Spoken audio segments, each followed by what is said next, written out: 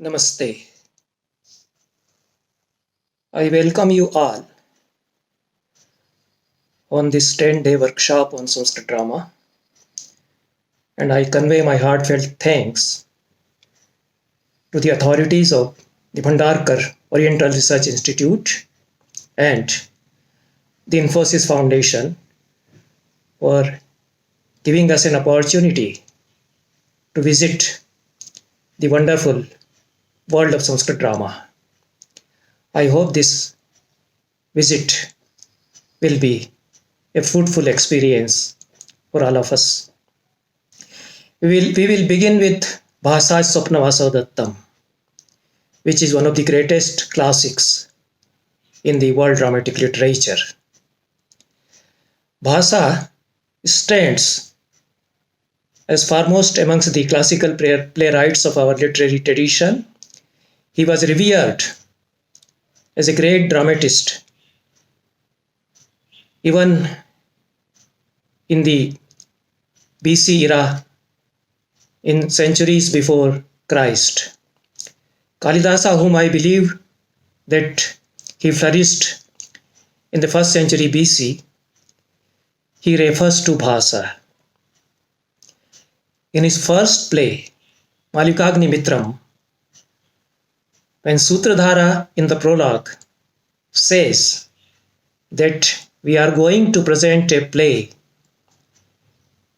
Malikagnimithram by Kalidasa, immediately his assistant, the Pariparshvika, raises a question.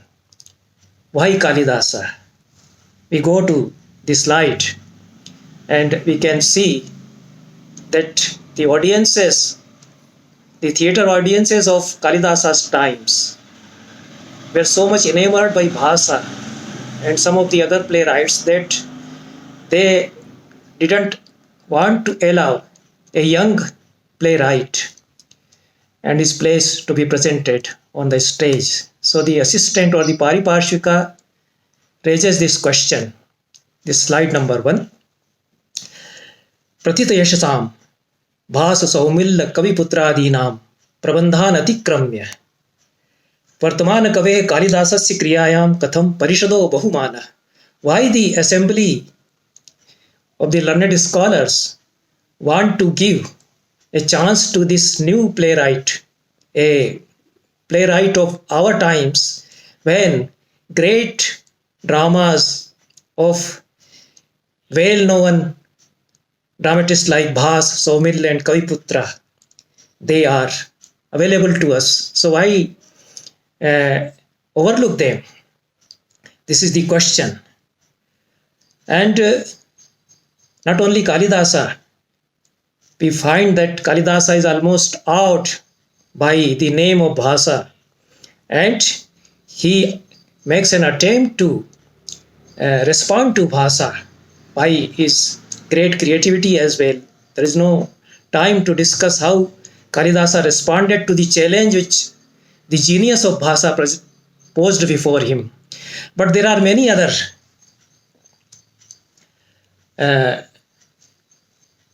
authors in Sanskrit, well-known authors, beginning from Kalidasa. Not only Kalidasa, we can say that even Kautilya, he seems to have known Bhasa's plays because he is citing a stanza from Bhasa's Pratigya Yogandarayana.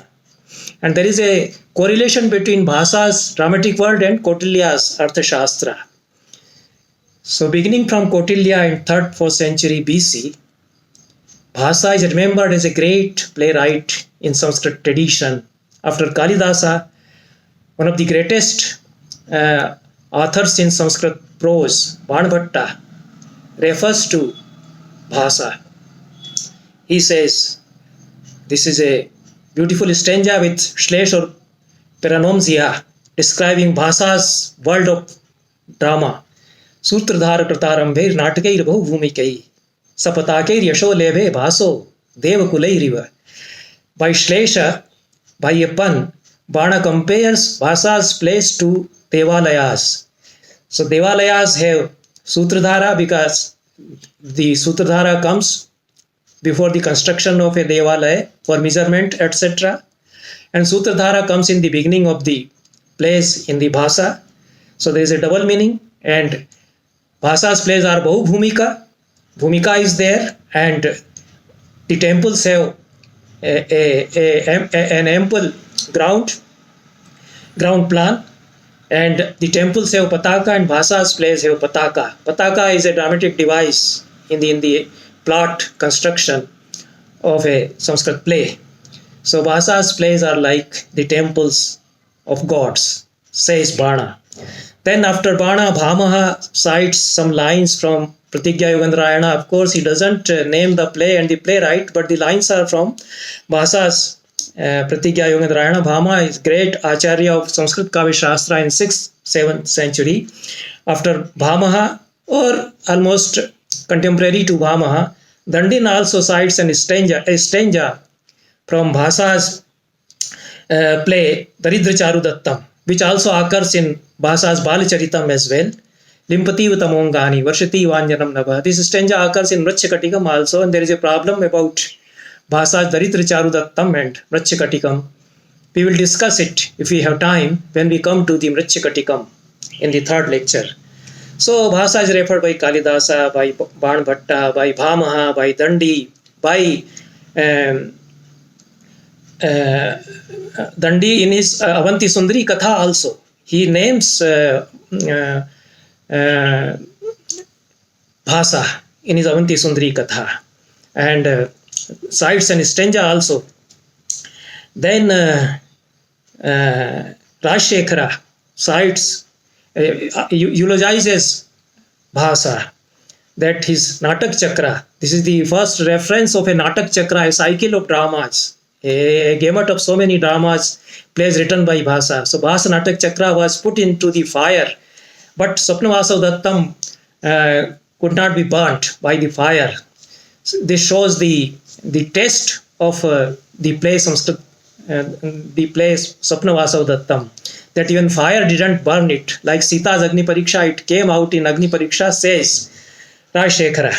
So Rajshekhara, Bhamaha, Dandi and Vamana, they also refer to Bhasa, although they don't name Bhasa, but they are citing passages from his plays as they are available to us.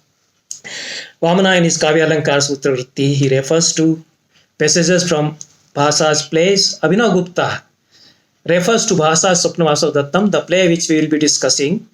And Bhoja also refers to Svapnavasavadattam. Bhoja cites a lengthy passage from the Swapnadrashya, the dream scene from the 5th act of the Svapnavasavadattam. The readings differ a little, but the episode is the same, and the words are also almost the same. So there are many passages cited by the masters of Sanskrit dramatic theory after Bharat Muni. We cannot say whether Bharat Muni, the author of Natyashastra, was aware of a Bhasa, but after Bharat Muni, so many authors in the field of Sanskrit dramaturgy, they are referring to Bhasa. So Bhasa was a celebrated Naam beginning from the BC era to 12th, 13th, 14th century. Perhaps Vishwanatha, the author of Sahitya Darpana, is the last well-known author under literary theory and dramaturgy who refers to Bhasa. Otherwise, Ramchandra Gunachandra and Sagar Nandin, the author of Natak Lakshan Ratnakosh, and several other authors, they very well know Bhasa's plays. They know him as a great playwright. They are citing passages from his plays. So this was Bhasa. And later on, Bhasa was perhaps almost forgotten. His name remained in the scholarly world, but his plays were lost to us. And it so happened that a Pandit from Kerala, one of the savants of Sanskrit, a stalwart of Sanskrit scholarship, he announced in 1910 that he has discovered 13 plays by Bhasa and he is going to publish them. Before that, Bhasa's plays were being performed in the temples of Kerala by the Chakyas. that is Sanskrit theatre Kudiyattam, and they are performing Bhasa's plays almost for a millennium, but they don't know the name of the playwright. Bhasa's name is forgotten. The plays are there with them. So this is an irony that the scholars do not know that Bhasa's plays are existing in the theatre tradition. The Chakyars are performing them. And the Chakyars, the performers, do not know that they are doing the plays of Bhasa, one of the greatest playwrights. So this continued for a millennium until T. Ganapati Shastri appeared on the scene and said that he has got the manuscripts of Bhasa's plays. And from 1912 onwards, T. Ganapati Shastri started publishing Bhasa's plays one by one. Between 1912 to 1915, he brought out 13 plays by Bhasa, ascribed to Bhasa, and these 13 plays are called Trivandrum plays or Bhasa plays. Since then, a controversy has been raging in the world of Sanskrit scholarship whether these plays are actually by Bhasa, whether they are genuine Bhasa plays. And there are diverse views about that. There is no time to discuss these controversies. Bhasa has become one of the greatest riddles in the world of Sanskrit. Perhaps the greatest riddle. But what is proven to me is that Bhasa did write a Svapnavasavadattam, and that is available to us. Maybe some changes have been done by the performers, by the Chakyars. They prepared stage scripts. So the Trivandrum plays are actually the stage scripts prepared by the Chakyar out of the original plays that they got.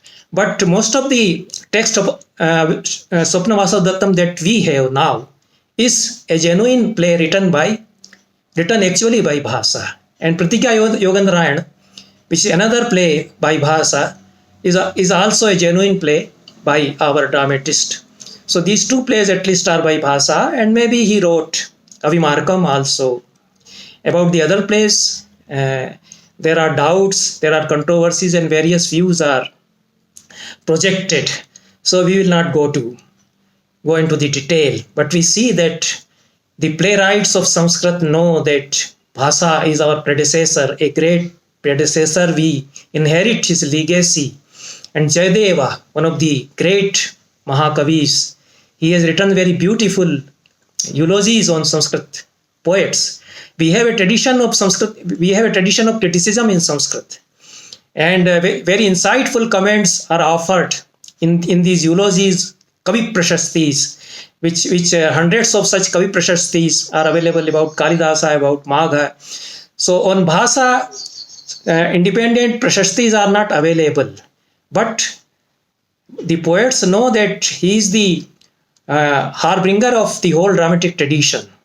So Jayadeva says, Yasyash chorash chikura nikuro karna purau mayuro bhaso hasa kavikulu guru kalidaso vilasa. He describes the Kavita Kamini, the beautiful lady of poetic muse, and Bhasa is the has, the laughter, the smile, you can say, of that beautiful lady of poetry.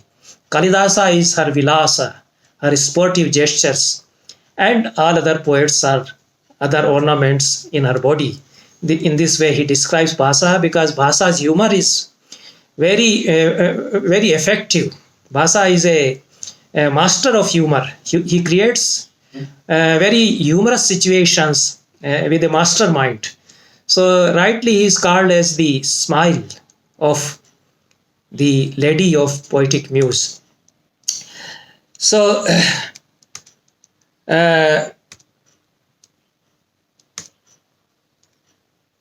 we go to slide number 2 about the period of Bhasa. There are different views about the period. A.B. Keith says that it is 3rd, 4th century AD. T. Ganapati Shastri, who discovered Bhasa, and Har Prasad Shastri, a great scholar from Bengal, and A.D. Pusalkar, also a great scholar from Maharashtra. They say that Bhasa flourished between 600 BC to 400 BC. And there are several evidences advanced in favor of this view. I also believe that Bhasa existed around 400 BC because of his non-Paninian usages, because of several customs and practices that his plays describe or portray that belong to the BC era, putting sculptures in the temples with idols of kings after their demise. This is in the Pratima Natak of Bhasa, a Ramayana play, and Tamil epic. This should be epic. Actually, it's a typo. So Tamil epic Silapadikaram refers to Bhasa by name, and sprinkling of sand in the temple premises. This is the custom Bhasa refers in Pratima Natak. And as I have told you, Bhasa is cited. Bhasa's Pratigya Yugandrayan, a passage from it is cited by Kautilya in his Arthashastra. And there is a reference to Medha Tithi's Arthashastra by Bhasa in his Abhishek Natakam.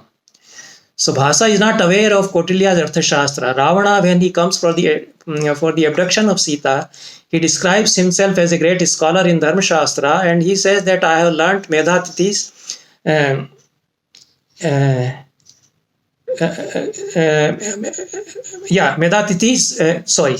Medatiti's Dharma Shastra and Artha Shastra by Brahaspati.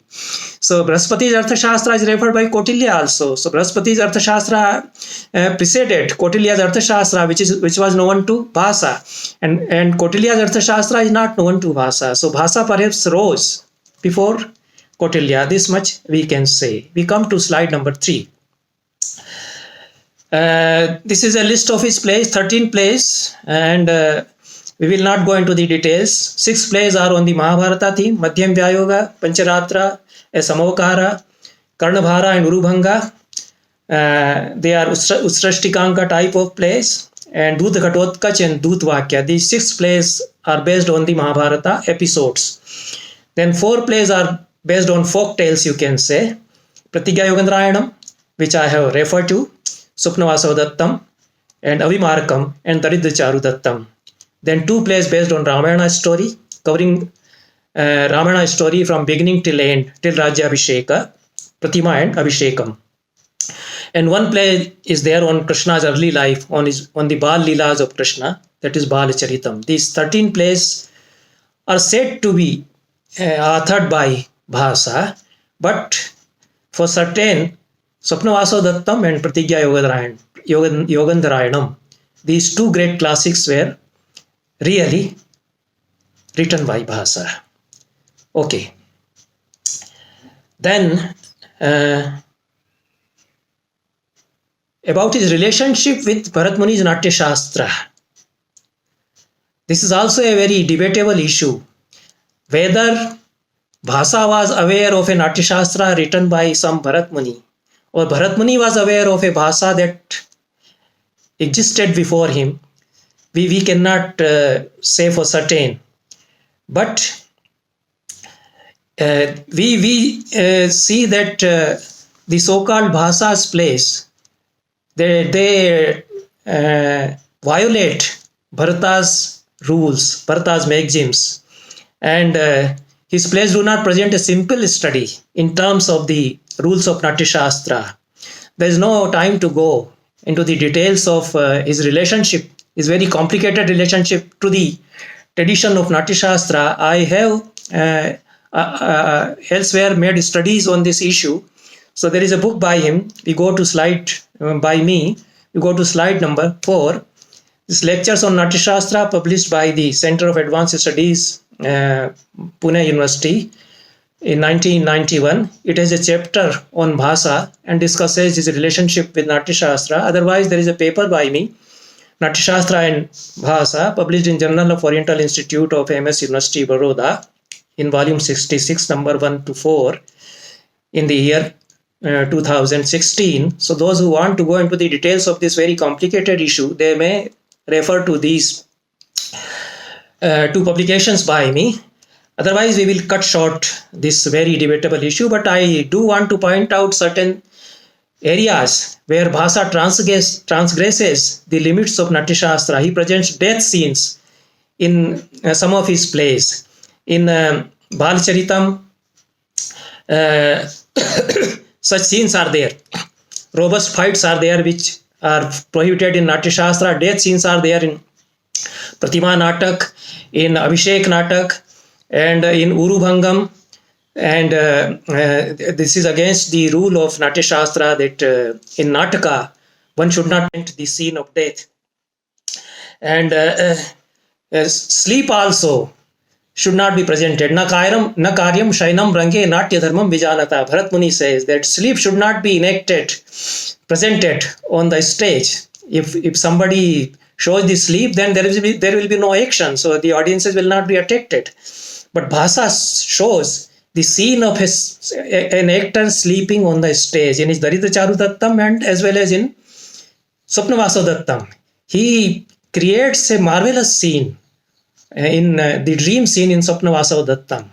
And none amongst the playwrights have equaled the beauty and the great heights of imagination that scene reaches. We will discuss it.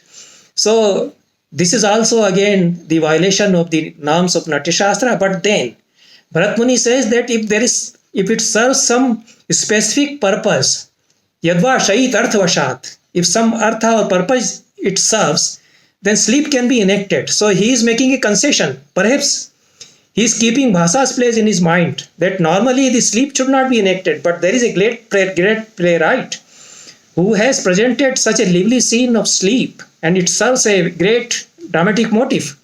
So it can be allowed in exceptional circumstances. This allowance shows that Bharat Muni is somewhere conscious of a playwright, maybe, who has experimented with scenes of sleep in his plays. So, in fact, it is not only the question of violating the norms of Natya Shastra. The whole dramatic universe of Bhasa doesn't seem to be suitable to the Natya Shastra's concepts. He displays very peculiar features which the Natya Shastra doesn't describe. You see, there are two heroines in Svapnavasavadattam, and very interestingly, the hero loves the elderly lady much more than he loves the youthful, younger, and more beautiful heroine. This is a very peculiar thing, and it never happened afterwards in Sanskrit drama. And Bharat Muni also says that normally the king would be drawn to a younger lady. This motif is there in the Natikas, in the Sanskrit plays, as Bharat Muni says. So Bhasa goes contrary. His concept runs against this very dictum of Natya Shastra. And his manner of making entrance of the characters, that also doesn't conform to the rules of Natya Shastra. He makes large number of characters entering on the Natya Shastra, but those characters are unseen by the audience. A very beautiful device. He uses Akash Bhashit to make the whole assembly enter on the stage in the courtroom of Duryodhana, but none is actually present physically. It is through Akash Bhashit. He has come, he is sitting here, Duryodhana says. And all are supposed to have entered, but on the stage only Duryodhana and Sri Krishna are there, facing each other, confronting each other. And all are sitting. Audiences know that they are sitting on the stage, but they are silent, dumb, and almost as good as invisible, because they are of no use. They are not speaking, not doing anything. So this very peculiar, interesting, very imaginative, dramatic device by Bhasa, it also nowhere prescribed in the Natya Shastra. And in Bal Charitam, apparitions, supernatural phenomena, apparitions of Chandal Kanyakas, young Chandala virgins, they appear before Kansa. It is almost like the witches appearing before Macbeth in Shakespeare's plays. In Hamlet also, and in Macbeth also, such apparitions.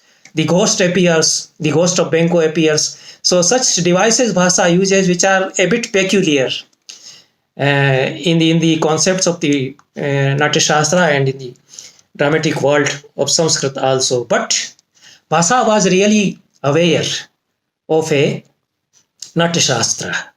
This is, I can say that this is definitely a truth, that he knew that there is a book, Natya Shastra, because in his Avimarkam, a chetty, a maid, is teasing Vidushaka that you are an illiterate Brahman. You are a Brahman, but you are illiterate. You have not learned any Shastra. So I will invite you for bhojan, for food, but I will not give you any dakshina or anything because you are not a scholar Brahmin. So Vidushaka claims that he is a scholar Brahman, and he says that I have learned 5 verses from a Shastra in a year. I am such a great scholar. And he says, Kasmadaham Avedika Shrunuta. This is slide number 5. So, Kasmadaham Avedika. Asti Ramayana Nama Natya Shastram. There is a Natya Shastra called Ramayana. This is a very significant dialogue that Bhasa puts in the mouth of Vidushaka. It seems silly, but Bhasa is purposefully saying that he is aware of a tradition of Natya based on the Ramayana. So he says Ramayanam Nam Natya Shastram. There is a Shastra of Natya which comes out of Ramayana. About that Bhasa is aware. So some kind of Natya Shastra is aware of. And he says Tasmin Pancha Shloka Asampurne Samvatsare Maya Patita. Vidushaka says that within an year I had memorized 5 verses from that Natya Shastra. This is for laughter, he says. But even if Bhasa was aware of some kind of Natya Shastra, it was not definitely the Natya Shastra of Bharata. That much I claim to say, because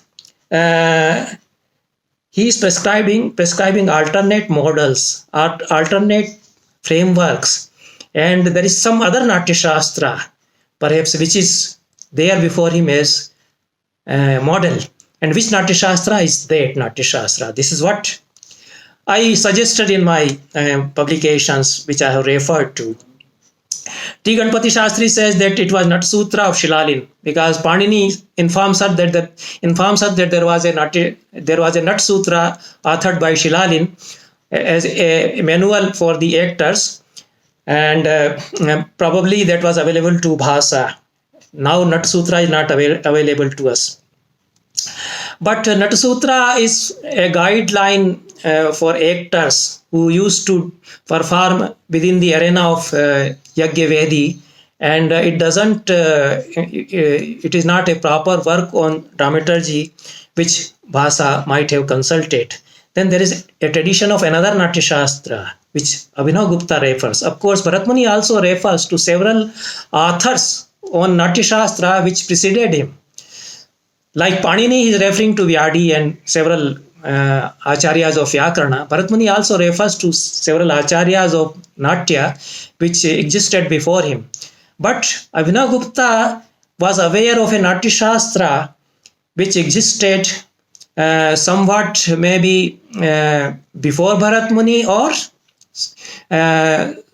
sometimes in the BC era. That was the Natya Shastra by Subandhu. So Abhinavagupta says that Subandhu had authored a Natya Shastra which was based on Druhini's Natya Shastra. So Druhini was an ancient author who had also written a Natya Shastra, and Subandhu has composed another Natya Shastra based on Druhini's work, which Abhinavagupta perhaps had consulted, because he refers to several rules given by Subandhu, and those rules confirmed Bhasa's dramatic world. This Subandhu's classification of plays, the classification of drama, he doesn't divide drama into 10 forms, Natak, Prakran, etc., the Dashrupas, but he said that there are 5 types of drama: Purna, Prashant, Bhaswar, Lalit, and Samagra. And Shakuntal may be a Samagra Natak, and Svapnavasavadattam by Bhasa is a Prashant type of Natak. And the characteristics of Prashant Nataka is described in the Subandhu's tradition, and his verses, his karikas are cited by Sharda Tanay in his Bhav Prakashan. And Sharda Tanay says that Subandhu had classified Bhasa's Svapnavasavadattam as a Prashanta type of play, and how the characteristics of Prashanta type of play are confirmed in Bhasa's Svapnavasavadattam. This analysis Sharda Tanay in 13th century presents in his Bhav Prakashan. So there is a tradition of Natya Shastra existing parallel to Bharata Natya Shastra, or maybe even prior to Bharata Natya Shastra, which Bhasa is following. We have no time to go into the details of the. Within 5 minutes, I will summarize. I will try to give a glimpse of some concepts of dramaturgy which will be useful for us during these 10 days of our workshop. In Natya Shastra, Kavya is a generic term. It is used for all the forms of literature, including drama and Khanda Kavya, Mahakavya. Kavya is of two types, Shravya Kavya and Drashya Kavya. Shravya Kavya is oral poetry, the poetry to be recited. The Gadya Kavya, prose romances, and Khanda Kavyas, Mahakavyas, they are all Shravya Kavyas. And Drashya Kavya is presented on the stage. It is the audio-visual form of literature. So all are Kavyas, be it Shravya Kavya and be it Drashya Kavya. And Drashya Kavya is also called Rupaka. Rupaka means it has roop, so it is Rupaka. Roop means it can be visualized on the stage. So because it can be presented on the stage in a visual form, therefore it is called Rupaka, and Rupakas are of 10 types. So we'll go to the slide number 7. So these are the 10 forms of drama. There is no time to go into the detailed lakshanas or characteristics of these, but Nataka is the most prominent amongst these 10. So when we say that we are doing Nataka, it is by a kind of upchara that we are doing. We say that we are doing Nataka because Nataka is one of the 10 varieties of drama or Rupaka. So because it became so well known, so the word Nataka came to be used in the sense of drama in general. It is not actually proper. So Nataka is one of the forms of Rupaka or drama. So Nataka, it should have 5 to 10 acts. It should have the Dhirodat, noble hero from a Kshatriya family. It should have Shangara or Veer Rasa as prominent rasa, etc., etc. These are the characteristics. Then Prakarana is another variety. It is almost equal to Nataka and similar to Nataka, only the hero comes from a middle class society. He may be a minister, he may be a Brahmin, he may be a merchant also. So these are the characteristics. Otherwise, the other characteristics of Nataka apply to Prakarana also. Then Anka, Rutsrashtikanka is a tragic play. We have our own concept of tragedy, and Sanskrit drama doesn't have pure comedy and pure tragedy. It is all mixed up. So we have our own concept of life, our own worldview, and the sorrows and joys of life are presented in a mixed way on stage in Sanskrit theatre. So this Anka, it presents lamentations after the death or death time of a hero, of a great hero.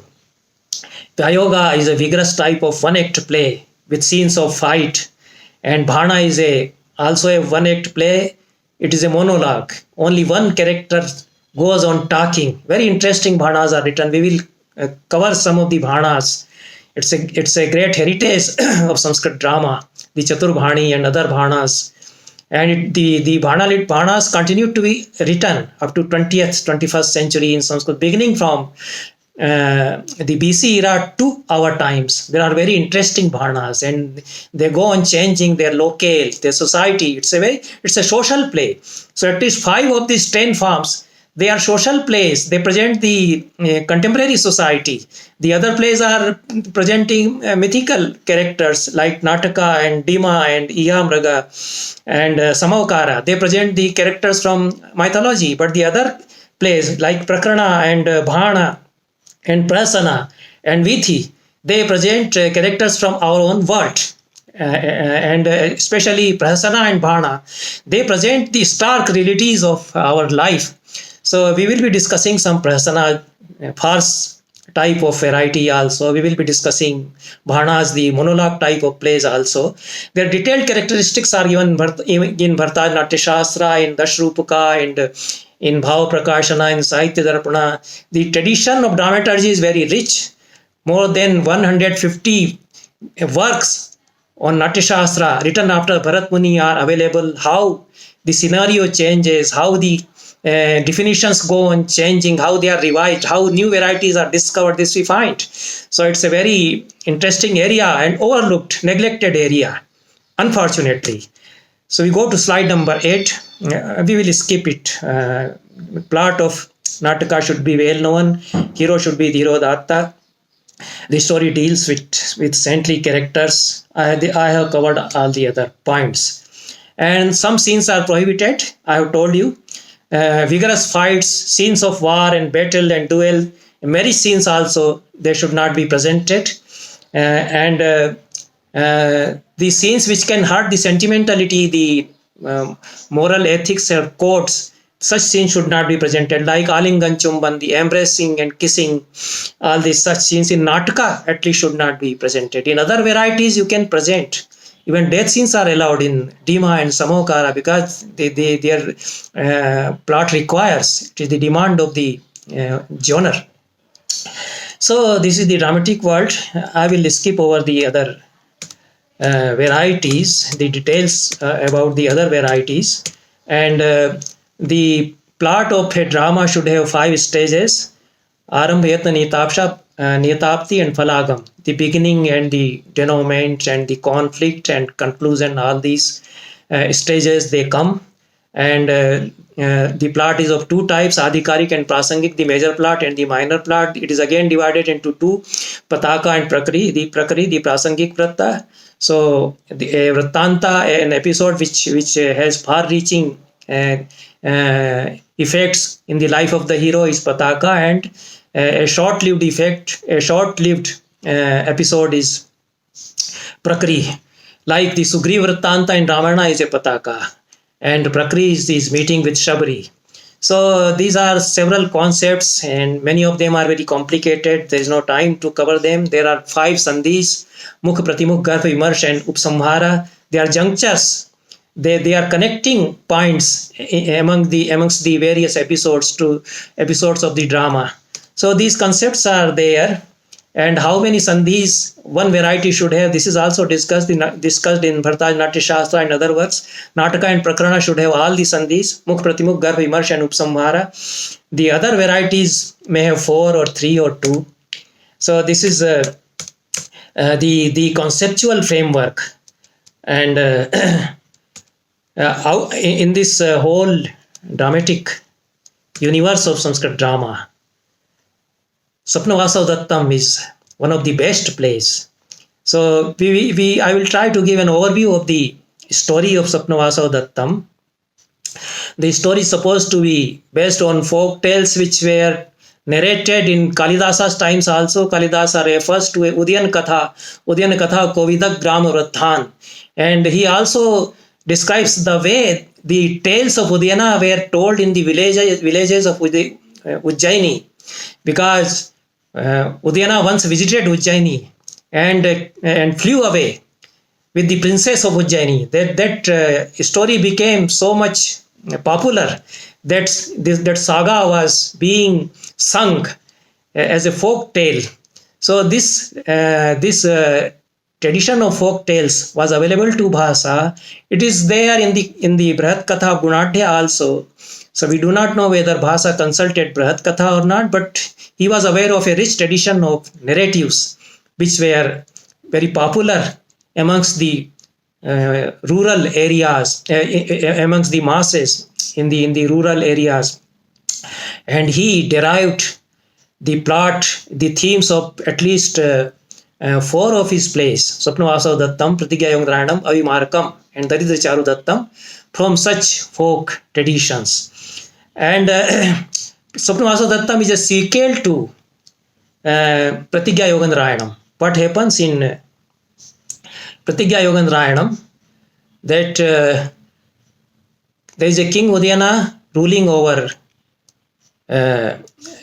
Koshambi, and he is very beautiful, young, handsome person, devoted to arts. He is a maestro of instrumental music. He plays Veena, and he is well known all over the Aryavarta for his virtues, for his exceptional qualities. So the king of Ujjaini, Mahasena, who is also called as Chand Pradyota, wants to marry his daughter Vasavadatta to him. But Udayana is reluctant to marry. He is not interested in marriage. Or out of his pride in his noble family, he perhaps has shown his reluctance to marry the princess of Ujjaini. So Mahasena lays a trap on Udayana. Perhaps Vasavadatta, the princess, also wants to marry Udayana. She has heard about Udayana. Or her father and her mother, they want their daughter to marry to a virtuous person, a meritorious young king, Udayana. So therefore, they lay a trap on Udayana. Udayana has a weakness that he knows a raga to enchant, to mesmerize the elephants. So taking advantage of his weakness to trap the elephants by music, they create an artificial elephant. And when Udayana goes for hunting, he thinks the artificial mechanical elephant as real elephant, and he chases him, playing his veena, thinking that the elephant will be enchanted and will be mesmerized, and my warriors, my Senikas will trap him. But opening that artificial device as elephant, the warriors of Mahasena come out when Udayana is left alone chasing that elephant, and he is imprisoned. He is put in the prison. In the prison, Princess Vasavadatta comes to him with an excuse of learning veena from him. Udayana falls in love with Vasavadatta. Meanwhile, Yogandarayana, the minister, who is like a Chanakya of his times, a great intellectual and a very clever person, he takes an oath that I will rescue my king. So that is why it is called Pratigya, Yogandarayana. The Pratigya, the oath that, the vow that Yogandarayana makes, that he will bring out his king who has been put in the prison. And the beauty of the play is that the hero and heroine, they do not appear on the stage right from beginning till end. It is all Yogandarayana and his game, and Mahasena and his wife and his employees. They appear on the stage, but everybody is talking about Udayana and Vasavadatta. So you feel their presence every minute. In every dialogue, you feel their presence. So this is again a violation of Natya Shastra's rule that every act of a Nataka or Prakarana should have the presence of the major characters, the hero and the heroine. And here is a dramatist in whose play the hero and heroine, they do not physically appear at all on the stage, but the audiences every time feel their presence, that they are here. Now Udayana is in the prison, he is teaching Vasavadatta. Every inquiry is being made about him. The attempts to rescue him from prison are being made. And the way Yogandarayana succeeds in reaching Ujjaini in disguise with his aides, the way he ducks a tunnel up to the prison and they meet Udayana, they ask him to come out. Udayana says that I will not come out. I am in love with the princess. So unless she accompanies me, I will not come out of the prison. Such is his infatuation, his attraction towards Vasavadatta now. So Yogandarayana makes a second vow that I will rescue the king and his beloved from the prison. So he makes a plan. It is very thrilling play. After this, after they are rescued from the prison, they are brought safely to his kingdom, and they marry, and they are all settled, and some time has elapsed. Svapnavasavadattam begins. So Svapnavasavadattam begins with a dilemma in the life of Vasavadatta. What happens? They are in love with each other. They are completely devoted to each other, Vasavadatta and Udayana. It's a very touching tale of their love. Vasavadatta's sacrifice for love for Udayana, and her sacrifice, great sacrifice she makes for the welfare of her state. So what happens that a neighborhood king, he is making plans to attack the state of Udayana. And Yogandarayana sees that the king is all engrossed in his pursuits of art, and he has no time to look towards the affairs of the state. He is a Sachivaita Siddhi king. He has left everything to the minister. So the minister thinks how to rescue protect the kingdom again. So he takes Vasadatta into confidence. He says that unless you become an ally in my plan, this state will not be rescued from the aggression, from the attack of the king Aruni. So the plan is that Vasadatta is declared as dead. A fake news of her death is spread, and King Udayana is told that she has died. And Vasadatta accompanies Yogandrayana in disguise to the state of Magadha, and Vasadatta lives in disguise with the princess of Magadha. Meanwhile, somehow Udayana is persuaded to marry the princess of Magadha, Padmavati, so that they can get the aid from the state of Magadha to defeat Aruni, the enemy. This is the plan of Yogandrayana. And Vasavadatta, though she is very reluctant and she senses the dangers of this plan, but considering the welfare of the state and considering the benefits of her husband, for her husband, she becomes an accomplice in this plan. So when King Udayana goes for hunting, there is a fake fire in the Shivira where Vasavadatta and Udayana, they were staying, and then Vasavadatta is declared to have been burnt in the fire, and Vasavadatta escapes in disguise with Yogandrayana. They go in disguise, Yogandrayana as an ascetic and Vasavadatta as a common as a lady from some middle class family named Avantika. She accompanies Yogandrayana. They are going to the kingdom of Magadha, which is called Bihar now. Rajgraha is the kingdom, not Pataliputra. Rajgraha was the old capital of Magadha.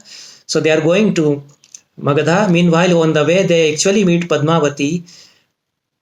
Yogandrayana, as an ascetic, requests Padmavati to keep his sister, who is actually Vasavadatta, in her custody till her husband is found out. Her husband has gone somewhere, he says.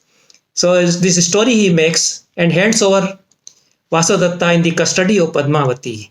Later on, Udayana, though he is all sorrow after the death of Vasavadatta, somehow they prevail upon him to go for a second marriage of Padmavati. He very reluctantly, Udayana marries Padmavati. Then they get the assistance of the very strong state of Magadha. They get the army and they defeat the army of Yogandrayana and army of Magadha joined together, and also the army of Ujjaini, all joined together. They crush their enemy Aruni, and in this way the play ends. And Udayana and Vasavadatta also, they are united once again. This is the bare outline, very sketchy outline of Svapnavasavadattam, a very tender, emotional play. And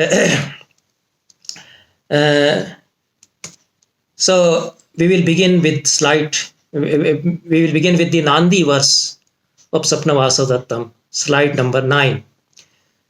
The Nandi means the benedictory stranger. It is defined in Natya Shastra and all other works.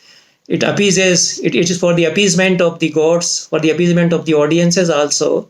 So there is a whole process, Anusthana of Purvaranga, having 22 items or sometimes 19 items. Nandi is one of those items. So when all the rituals of Purvaranga are not done, at least Nandi should be done before the performance of any play. So this is the world of Sanskrit drama. It is entirely a different world from the Western theatric universe. So in Nandi verse it is said, we will read this stanza, we will read some portions of the text also, then we will discuss the motives behind the various episodes. Udayanavendu Savarna Vasavadatta Balau Balasyatvam Padmavatirna Purnau, Vasanta Kamrau Bhujau Patam. You can see if you know the characters of the story, because the characters are well known, the story is also well known during the times of Bhasa. So the audiences immediately know that the Nandi verse has double meanings. It is a Shlesha. It is naming the four major characters also, and at the same time it is a prayer to Balrama. It is a stuti of Balrama also. So Balrama must have been, the worship of Balrama must have been in vogue in Bhasa's times. Elsewhere also he refers to Balrama as a kind of devotee, as a kind of deity.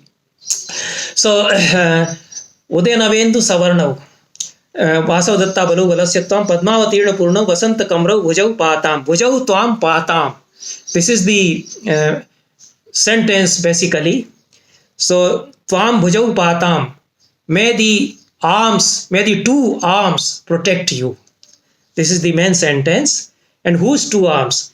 Balasya, it is in the first line of Balrama. May the two arms of Balrama protect you.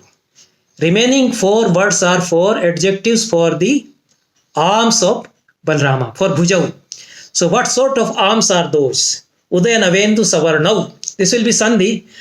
Udayanavendu Savarnau Asavadatta Balau. So by Sandhi, by the rule of Sandhi, it will become Udayanavendu Savarna Vasavadatta Balau. So there are two names, one hero and the heroine. They are accommodated in the phrase. So Udayan and Vasavadatta, these two are the major characters. This also the audiences should understand. And Udaya Nava Indu Savarnau, having resemblance with the color of the rising moon. Udaya Nava Indu, new moon. So the arms of Balrama, they are reddish because of its brightness. Balrama is very fair in color. And he drinks wine. So after drinking wine, his face becomes a bit reddish. His arms are also reddish. So they are like the color of a new moon rising just now. And Asav Datta Balau. Asav means wine. So wine has given a kind of a strength to those arms. Asav Datta Bala. And Padmavatirna Purnau. Padma is Lakshmi. Padma is also beauty.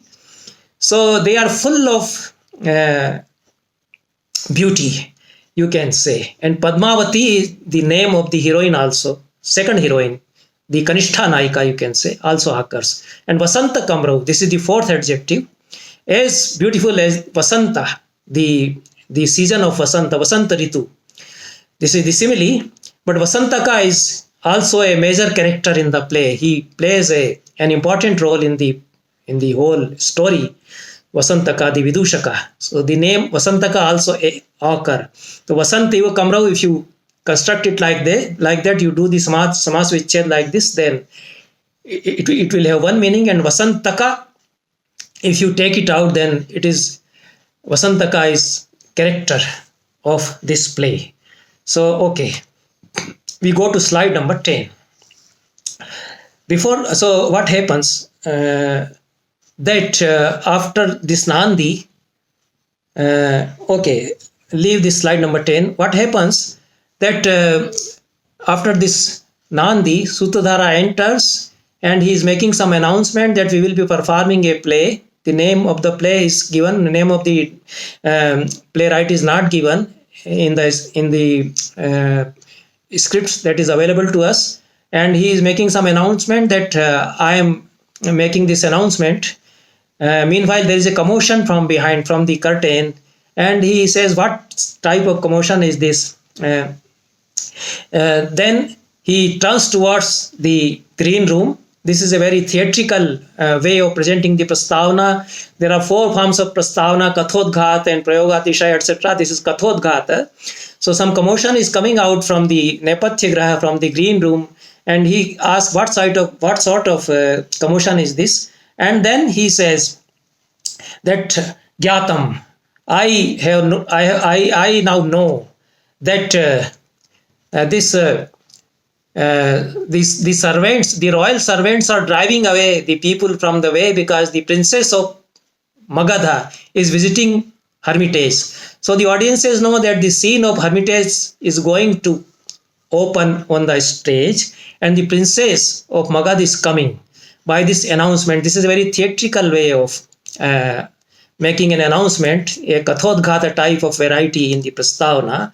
And we go to slide number 10, where Sutradhara says that Pratyayir Magadha Rajasya Snigdhai Kanyanugami Drashtam Utsaryate Sarvas Tapovan Gato Janah. All the persons of this hermitage, the sages of this hermitage, are being driven away from the way. Utsaryate. The people are being driven away from the way by the devoted servants, royal servants of the princess. So, Drashtam Utsaryate, out of their insolence, this is very significant. Because of their devotion to the princess, they do not know that they should not act in this indecent way in the vicinity of hermitage. A hermitage is not a place where you rule.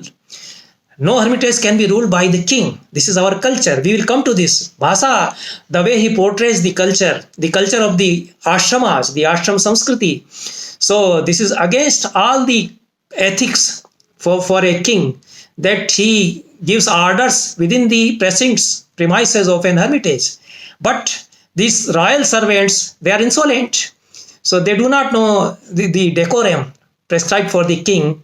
So they are habituated in speaking utsarata utsarata. Whenever a prince or king or a princess is going on the way, irrespective of whether there is any person coming in the way, they just shout on. They go on shouting, move away, to drive away if any person is coming in the way of the royal entourage. So out of their habit, because of their habit, they are shouting. The sages are not coming actually on the way. There is no sage coming in the way of the entourage of the princess, but because of their habit, they are shouting. So in this way, the scene opens that the two royal servants, Rajbhratyas, they come shouting, Utsarata, Utsarata. And immediately the elderly servant, who is Kanchuki, he senses that some very improper act is being committed. We are entering the vicinity of a hermitage, and these fools, out of their habit, they are continuing to shout Utsarata, Utsarata, move away. They should not do it in the vicinity of the hermitage.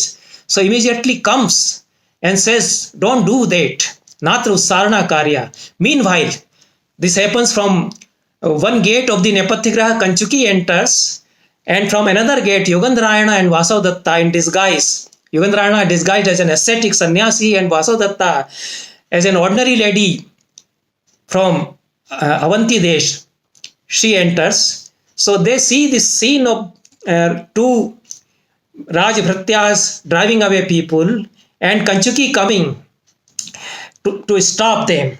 So Yogandrayana says, Dhirasyashram, this is slide number 11. Dhirasyashram samsritasya vasatas tushasya vannei falei manarhasya janasya valkalavatas rasa samutpadyate. Yogandrayana is hurt by this indecent act. So he says that we are approaching a hermitage, an ashrama, and these fools, they are shouting very insolently, move away. They are giving orders to the hermits, to the rishis. So who is this? Who is giving orders in the vicinity of a? So utsikto vinaya dapeta purusho. Who is this who has fallen from the decorum, from the sense of decency, and he has become so proud? Utsikta. Bhagyesh chalir vismita. He has forgotten all the sense of decency because of his vaibhav, his chanchal bhagya, his fortunes, which is not stable. So koyambho nivritam tapovanamidam grami karot tyagya. Very beautiful Shardul Vikridi. There is no time to discuss the beauty of it. So koyambho, oh, who is this?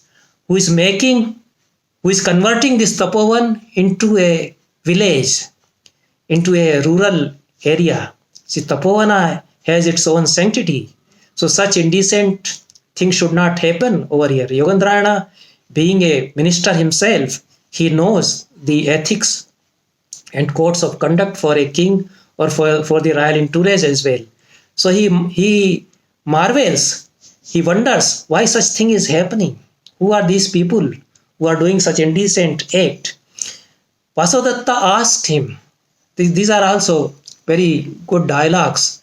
So we'll have a reading of them quickly in slide number 12. So Vasavadatta asked Yogandrayana, Arya Kayesh Utsaryati. Arya, to indicate her respect for Yogandrayana, because Yogandrayana has become an ascetic also. So, hey Arya, who is driving away people from the way? Yogandrayana says, Bhavati yo dharmad atmanam utsaryati. A person who is being driven away from dharma, a person who is driving away himself from dharma, who is not acting according to dharma, who is making this utsarana, who is making this act of utsarana, driving away being done. This is a very intelligent remark which Yogandrayana makes here, a very significant remark also pertaining to our cultural ethos and our value system. Vasavadatta is rather worrying that somebody will ask her to move away. So she is a lady of self-respect. She comes from a noble family. She is a great queen of a great king like Udayana. So she cannot tolerate that somebody, some small man, she asks her to move away from the way. So she says, Arya nahi evam bhaktu kama. I do not mean to say that. Amapi nam utsaritavya bhavamiti. I am asking whether I also will be asked to move away from the way. Whether they will come to me and order me. This will be an insult to me. I can't tolerate this insult. Having my self-respect as a queen. So Vasavadatta's self-respect and her sense of her pride of coming from a noble family, all these. So these are the characterizations Bhasa makes out of very simple words, very simple dialogues. This is his technique. And Yogandrayana, he is such a wise person. So how beautifully he sums up the situations. Bhavati evam anirgyatani devatani avdhuyante. My lady, even gods are humiliated in this way if they are not recognized. So remember that we are in disguise. Nobody knows that you are a queen. You are a great queen. They will treat you as a lady coming from a common family. So if they treat you otherwise, don't take it otherwise. Don't feel hurt. So evam anirgyatani devatani avdhuyante. Even gods are insulted if they are not recognized. Vasavadatta, she is a very emotional lady. A very tender heart she has. So she says, Arya tatha parishrama parikhedam notpadayati yatha ayam paribhava. Such beautiful words put in the mouths of his major characters by Bhasa, which sums up the whole character, his feelings, his emotions. This is Bhasa presenting a dramatic universe through very small words. And Bhasa is a master of theatre language. None can equal him in the command of the language for theatre, not even Kalidasa. He has such a mastery of the language for theatre, which the great theatre directors are in demand, that we need such a play where a small word can present a universe of thought. So Bhasa is a master of that kind of language. Very few dramatists in the world drama can equal this kind of mastery of language. So tatha parishrama parikhedam notpadayati yatha ayam paribhava. All that pain, all that parikhed doesn't make me so much aggrieved, so much full of parikheda as this humiliation.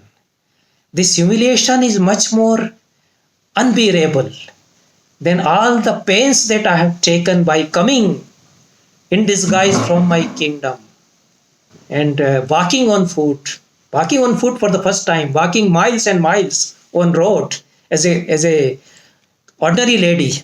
So all that is not so much painful to me like this humiliation from a common man telling me to move away. So within 4 words, he sums up all the feelings of that lady. Okay, we come to the slide number 13. This is also a very beautiful stanza, full of wisdom from Yogandrayana. Yogandrayana says, Purvam tvaya pavimatam gatame omasit. Very beautiful lines. In earlier times also, you like to move in a grand way. Tvaya evamev gatam abhimatam asit. Like that princess, you also used to move on a chariot in a royal entourage. And shlagyam gamishyasi punar vijayena bhartu. This is the second line. Again, after the victory of your husband over his enemy, you will achieve all those glories of life once again. Then this is Arthantaranyasa Alankara. The Visheshya, the particular statement is being supported by a general statement. Samanya. Visheshya is being supported by the Samanya. So these are the very beautiful lines. Kala kramena jagata parivartamana. Chakrar panktiriva gacchati bhagya pankti. The line of fortune moves like the line made by the spokes of a wheel. It goes on moving and moving, and it has its own ups and downs. So the wheel of a chariot, it has its own ups and downs. Like that, the wheel of fortune in human life also has ups and downs like this. So you have to tolerate. This is what Yogandrayana says. Okay. So in this way, and meanwhile the Kanchakiya has come. He has stopped those fools, the two bhattas, the two royal servants, not to commit this foolery, this utsarna, this act of driving away.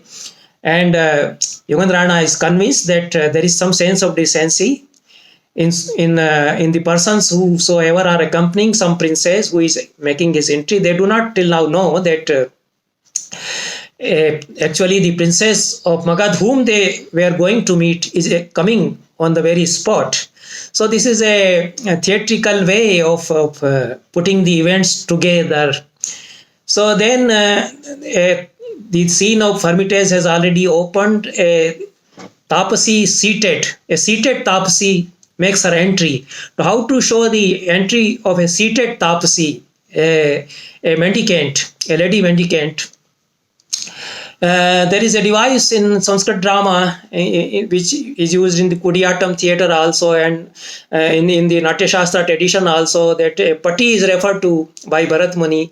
A patti, a small curtain brought by two persons holding the two ends of it, each of them, and they make their entry. They hold that small curtain on the stage, and meanwhile a character whose entry is to be shown comes and sits or stays behind that small patti.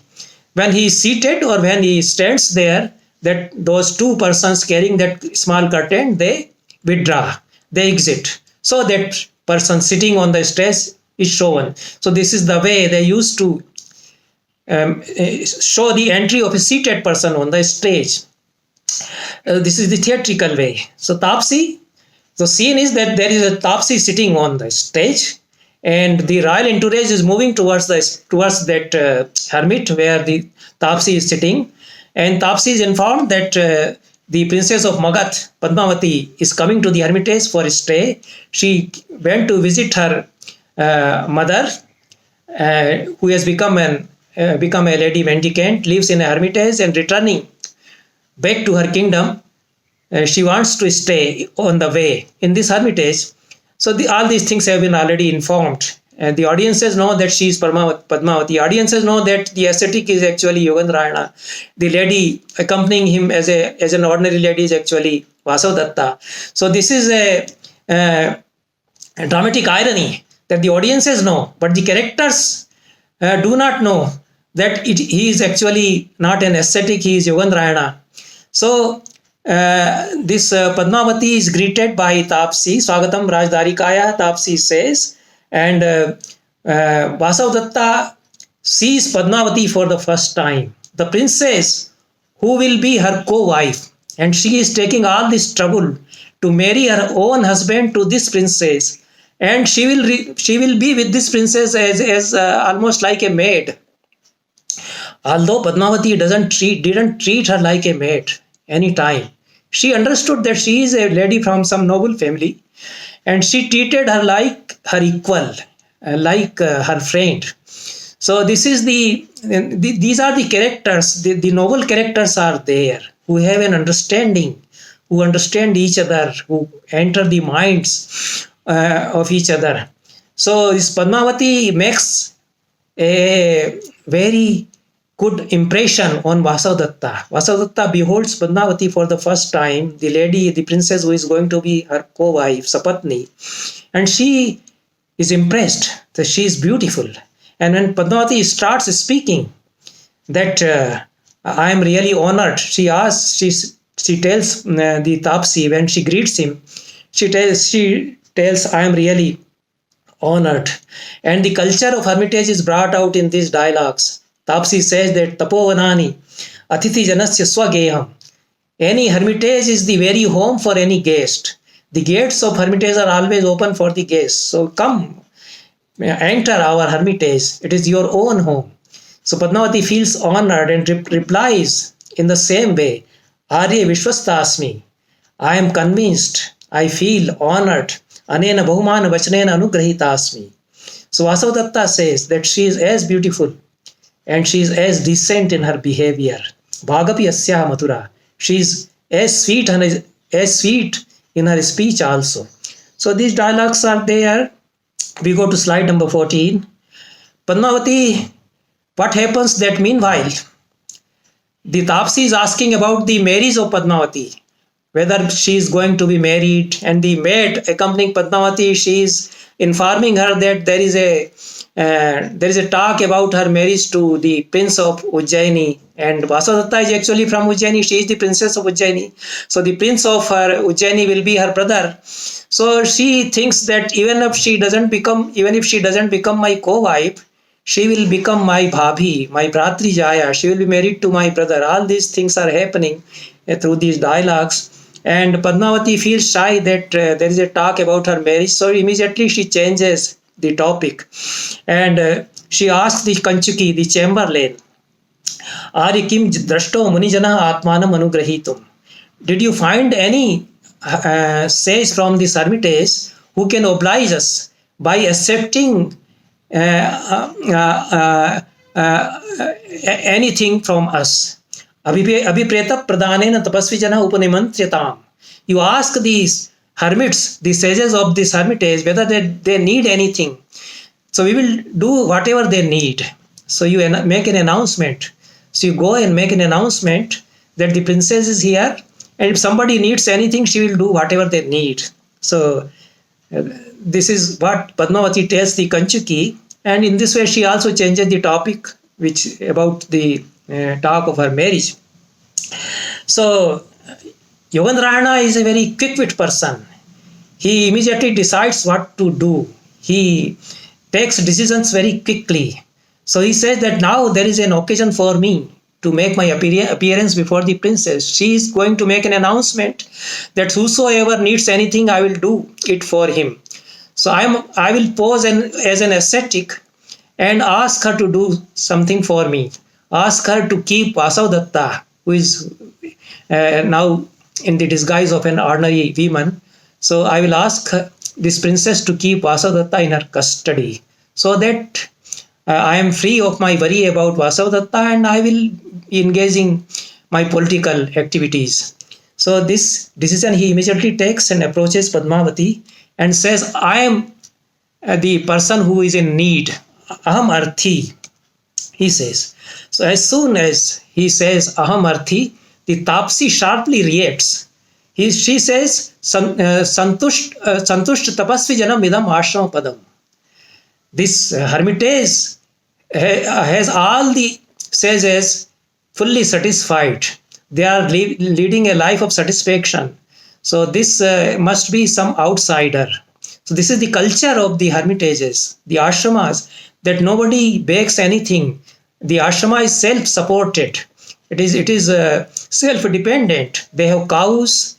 Even if they don't do agriculture, they depend on the forest products, the fruits and the kand and mulas. So they don't depend on the city, on the village for their sustenance. So immediately the Tapsi senses that this ascetic is an outsider.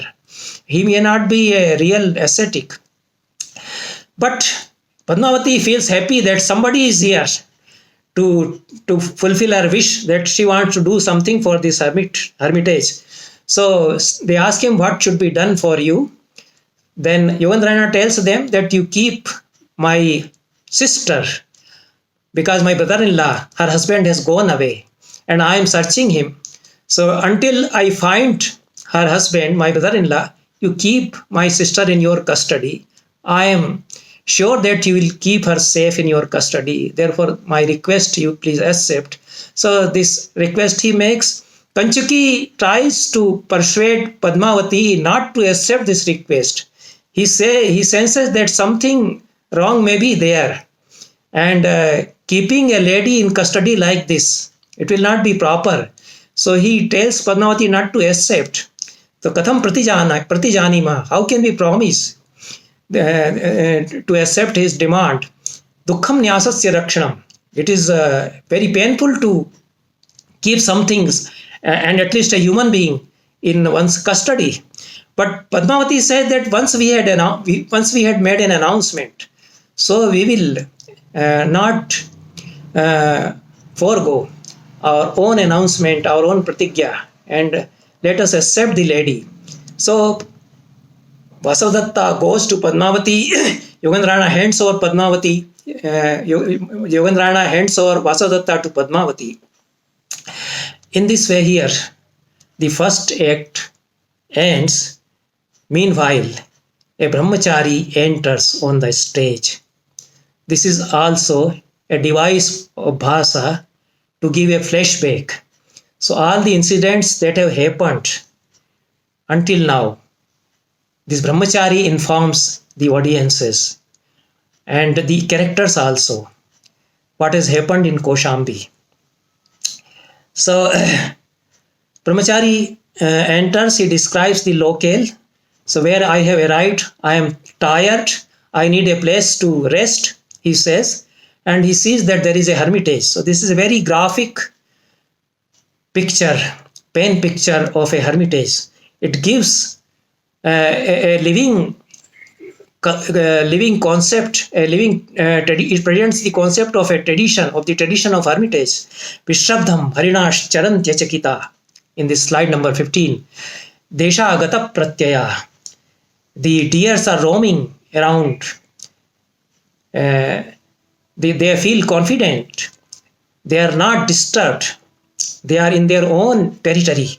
Desha agata pratyaya. So the deers are roaming here and there.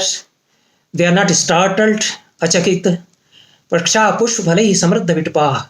All the trees are full of fruits and flowers. Sarve daya rakshita. They are well maintained. Out of affection, out of compassion, the people of hermitage care for them. Bhuishtham kapilani gokulathanani. So many herds of cows, brown cows, kapil goats are here. They are roaming in the field. Akshetravatyo disho. There are no fields for cultivation. Cultivated fields are not there. Nissandigdhamidam tapovanam. Undoubtedly, this is the hermitage, this is the tapovana. Dhumo hi bahuvashraya. The smoke is coming out of so many places because the havana is being done. Oblations are being offered in the fire. So the smoke from the Yajnavedi is arising. We go to slide number 16. When Brahmachari is entering and he is being greeted by Kanchuki, Vasavadatta is startled. She recognizes. So these are very significant scenes. And a theater is created. So she says, hum. And immediately Padmavati notices that Vasavadatta has become suddenly afraid of a stranger having entered. So because of her very simple nature, she thinks that Vasavadatta is such a simple lady that she doesn't feel comfortable in the presence of a stranger. So she says, Ammo parpurusha darshanam pariharatyarya. my friend, this lady is avoiding the sight of a stranger, Parpurusha, an unknown person. Bhavatu Suparipalaniya Kaluman Nyasa. My Nyasa, my custody has to be well looked after. I will have to take care of her very attentively. So this is what she feels, but Vasavadatta is startled because she senses that this stranger I have seen somewhere.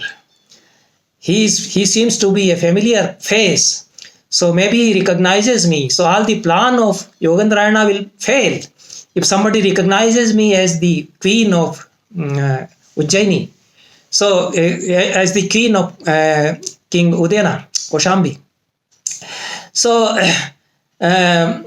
this is the mind of Vasavadatta, how she is thinking. This is Padmavati, how she is reacting. So the different worlds of different characters Bhasa brings out in such dialogues. Okay. And Brahmachari narrates the whole episode how Vasavadatta was supposed to have been burnt alive when Udayana had gone for hunting. And Vasavadatta is listening. The whole tale of her own person being burnt in the fire. They are very emotional reactions. This scene, the whole narrative from Brahmachari is full of very emotional responses from Vasavadatta and very witty responses from Yogandrayana. When Brahmachari is describing that the minister also burnt in the fire in his attempt to save the king. So Yogandrayana says, yes, okay. The minister also fell down in the fire to save the prince, to save the queen. And Vasavadatta says that what a false story I am living, and I am hearing the tale of my own demise. So all these things, this dramatic irony. And when Vasavadatta hears how King Udayana lamented, hearing the sad news of her death, which was a fake news, and how she wanted to end his own life. So tears emerge in her eyes, and the maid notices that this lady is weeping. So she tells Padmavati that this lady is weeping, but Padmavati is not so clever. She is very simple nature, lady of very simple nature. So she says she must be of very soft heart. She can't hear this very tragic event. So she is weeping out of that. Yogandrayana immediately makes over. He says this, yes. My sister is very emotional by nature. Sanukrosha bhavitavyam. So these are the dialogues. And Brahmachari describes the love of Udayana for Vasavadatta. She says that he lamented so much that the whole world was immersed in sorrow. Ultimately, he says, Dhanya sa istriyam tatha veti bharta. That blessed is the lady who is remembered in this way by her husband, by her bereaved husband. Bhartris snehat sahi dagdhapya dagdha. Because of the love of her husband for her. Even if she is died, she has become immortal. Love makes the beloved immortal. This is the idea. So Yogandrayana in this way comes to know the happenings, the incidents which have happened after his departure from the scene in Koshambi. And audiences also know through this flashback device that these incidents have happened. They are actually Yogandrayana and Vasavadatta. And this is the turn of events that Yogandrayana has handed over the queen Vasavadatta in disguise to Padmavati.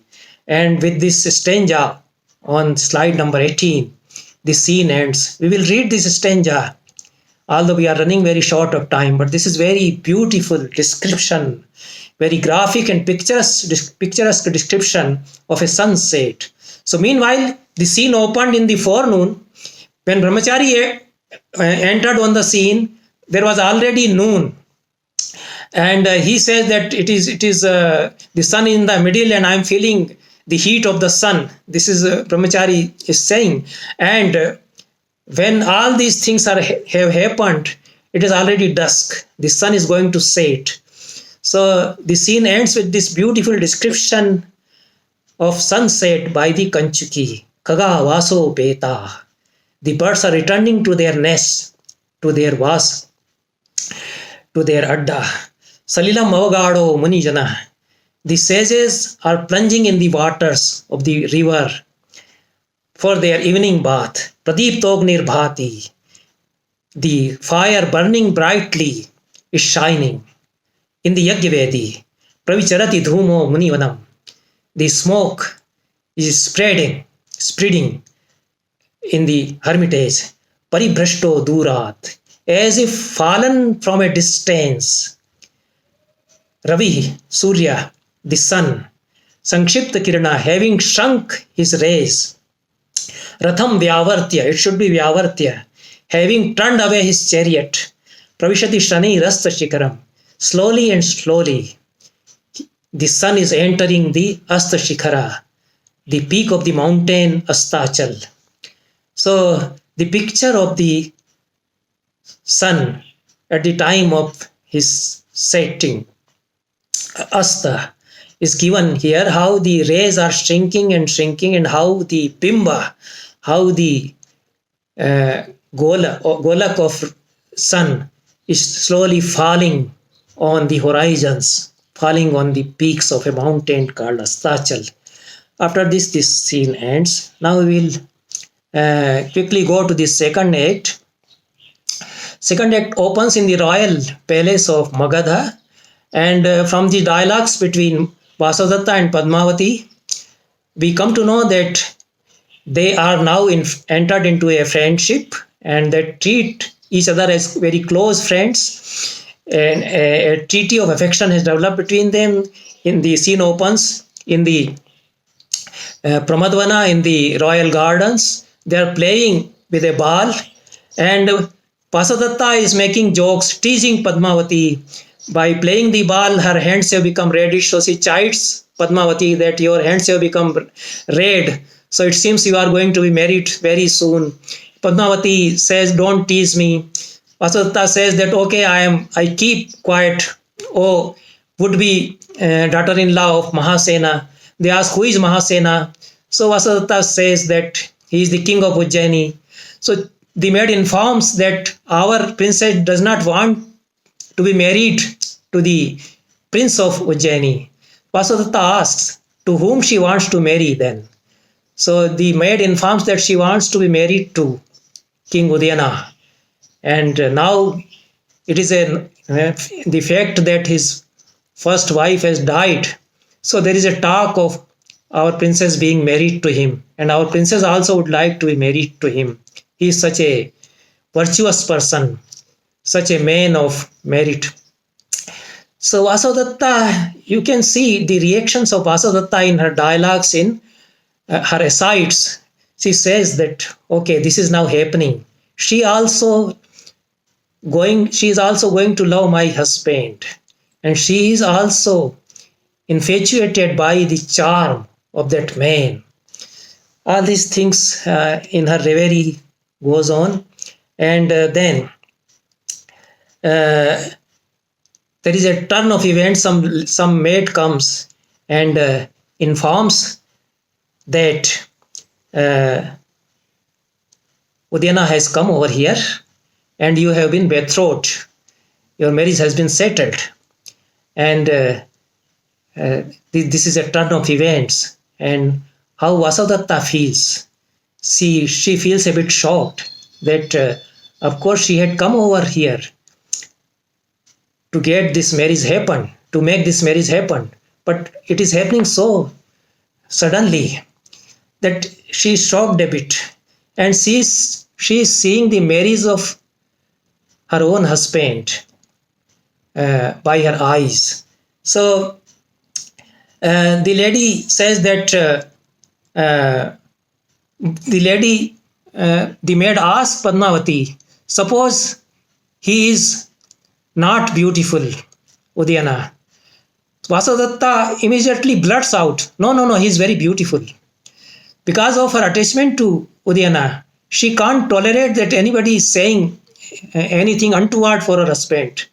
So she immediately says, no, he is very beautiful. Then she is asked, how do you know?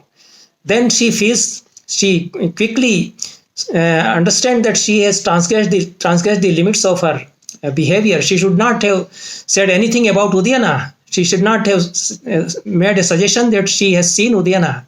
So she says that I have been in Ujjaini, I have been hearing about him. People of Ujjaini say that he is very beautiful. All this talk is going on. Meanwhile, another maid comes and informs them that Udayana has come to Magadha actually, and our king, the brother of Padmavati, has discussed the marriage issue with him, and you are betrothed. Your marriage is settled. So this is in we go to slide number 19. The dialogues are there. Bhartidari ke dattasi, you have been Vagdatta, you have become. You have been betrothed. So Dhatri says that you have been betrothed to Udayana. He has come to Ujjaini and he has accepted the proposal. Tasya Bhartidarika Pratishta. He is accepted. The proposal is acceptable to him. So immediately Vasavadatta, out of her emotion and out of her shock, she says Atyahitam. This is something very wrong has happened. So she should not have said this. So Dhatri is a little bit hurt by her remark. She asked her, how do you say so? What is wrong about that? Vasavadatta immediately makes for her words. She said, no, nothing. I said it because I thought that he was so unhappy after the demise of his first wife, and immediately he has accepted the proposal for his second marriage. So this is something wrong. That way I said it. Otherwise, nothing wrong. I do not mean anything wrong. Dhatri says it happens that the noble persons, they can console themselves immediately. They have a stable nature. Agama pradhanani sulabha parivasthanani. They can compose themselves, the persons from noble family. Then Vasavadatta is really worried that how did it happen that my husband, who had so much love for me, immediately accepted the proposal for marriage with another lady. So she asks, Arya Swayameva Tena Vrata. Did he make the proposal himself? Dhatri says, no. He came to Magadha, to visit Magadha for some other purpose. So there is a political plan going on, the plan of Yogandrayana. You can see what is happening. So Udayana is asked to visit the kingdom of Magadha to ask for the help for the military assistance from Magadha. So this way he is somehow persuaded to visit Magadha, and the plan of marrying him to the princess of Magadha is also going on side by side. So the king of Magadha is persuaded to make the proposal. Udayana will not certainly make such proposal himself. Then the ministers of Udayana are prevailing upon Udayana to accept this proposal with a political purpose. So this is a political marriage being done because of the plan of Yogandrayana. And Padmavati, in a way, she is willing to marry Udayana, but she is made a scapegoat also. So because the whole device is there to get the military assistance from the state of Magadha. So when Vasavadatta is informed that Udayana himself did not propose, our king, the king of Magadha, seeing him so beautiful and a man of such virtue, a qualified bridegroom, so he proposed. Then Vasavadatta, a great burden is removed from her heart. She says, Tari anaparadha idani mari putra. My husband is not at fault. She has not wronged me. He has not wronged me. He loves me. Then somebody informs that the marriage is going to happen immediately. So Vasavadatta is not taking all these things so easily, even though she is working for the whole plan. But the way marriage is being settled, the marriage is being immediately performed, so it makes her uneasy. So she says, Yatha yatha tvarate tathanti karoti me hridayam. The way the hurry is being made for this marriage, my heart is becoming more and more, my heart becomes blind. So she is in the double thought, you see. She is willing She has willingly participated in the scheme of Yogandrayana.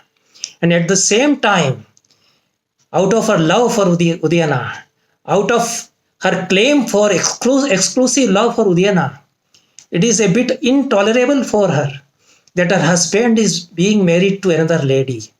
So it makes me blind. It is shocking that my husband is being married before my eyes, although I am a party to the whole plan of this marriage happening. So this double think of Vasavadatta, her inner turmoil, brought through very small sentences. This is Bhasa's style. He doesn't make long dialogues like Bhavabhuti. Within 2 or 3 words, he sums up the whole heart of the character. So this is second act. Third act opens with Vasavadatta in some seclusion. Marriage is being performed in the royal palace, and Vasavadatta cannot see the marriage of Udayana being performed before her eyes. Out of that feeling also, and out of her consideration not to make herself visible before the persons who are accompanying Udayana. Because if somebody coming from Koshambi, her own kingdom, sees her, he or she will recognize that she is our queen actually. So they will immediately shout, look, here is our queen. So she is keeping in isolation. She is shying away from people. So she is in some secluded place, and one maid is coming, searching after her with flowers, and she asks, "Where have you been? I have been searching for you." So Vasavadatta asks, "For what purpose?" The maid says that our queen of Magadha says that you are skillful lady.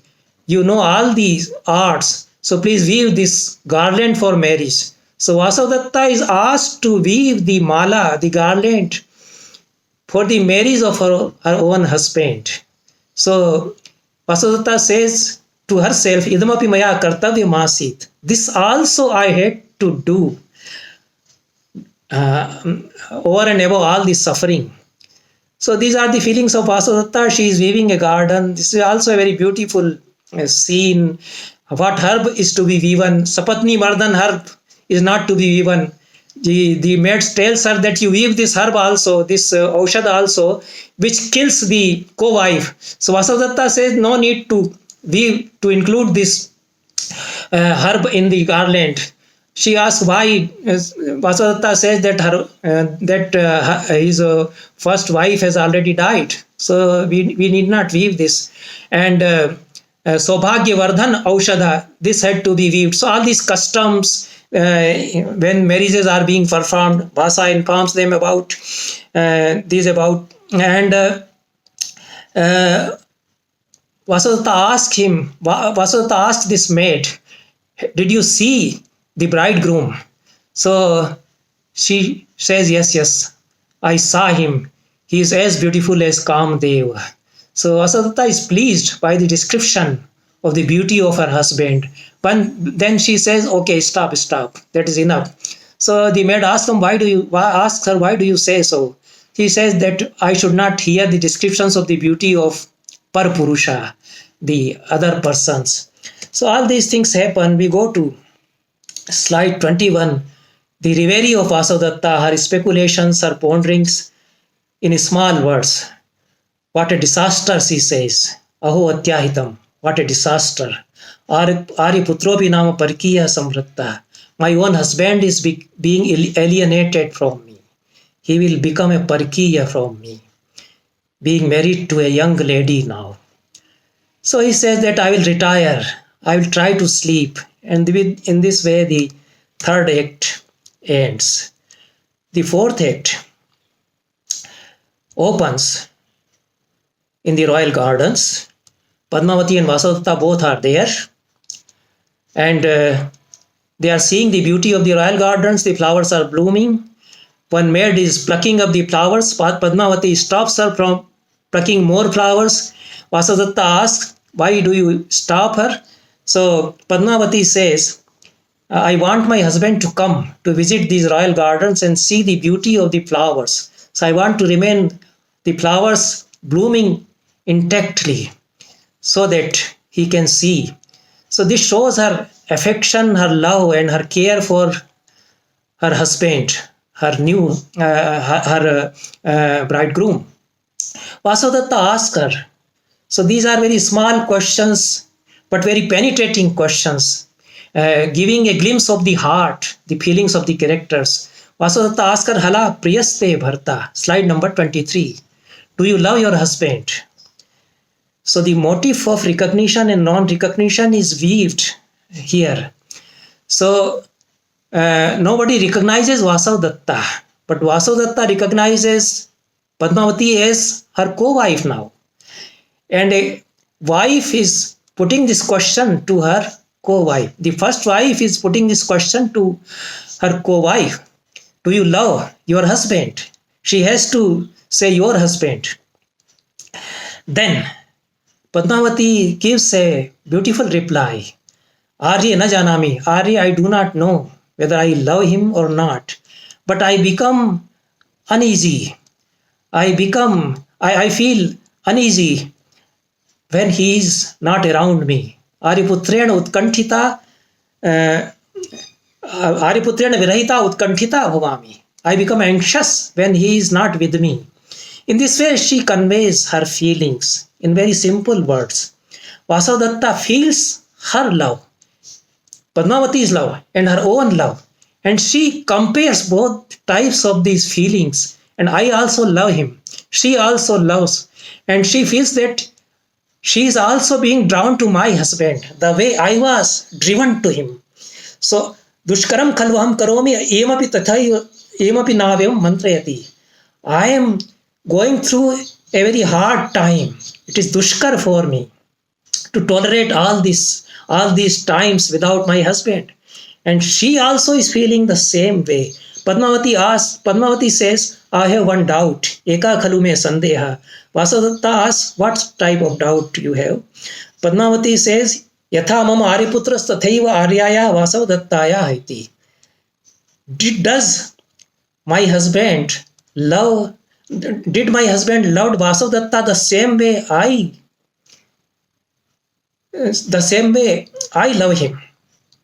So Vasudetta, you can sense what she must have felt being put up with this question. So immediately she responds out of her emotional reaction, Atopyadikam.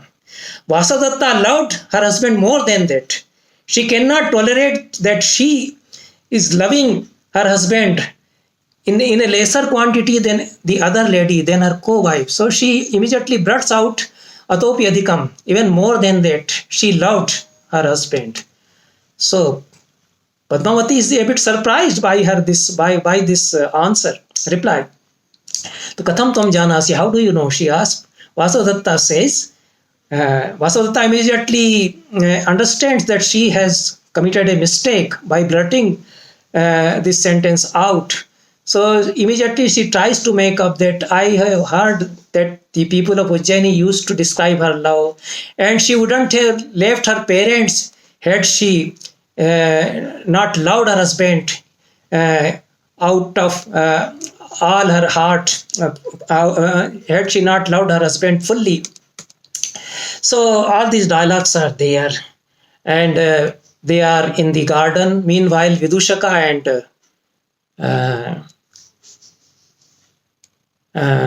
King Udayana, they enter, and because Vasudetta doesn't appear before another person, and she doesn't want to appear before Vidushaka and Udayana at any cost, so they hide in a grove, and Udayana and Vidushaka, they are sitting on a Shirapatta, on a bench of stone.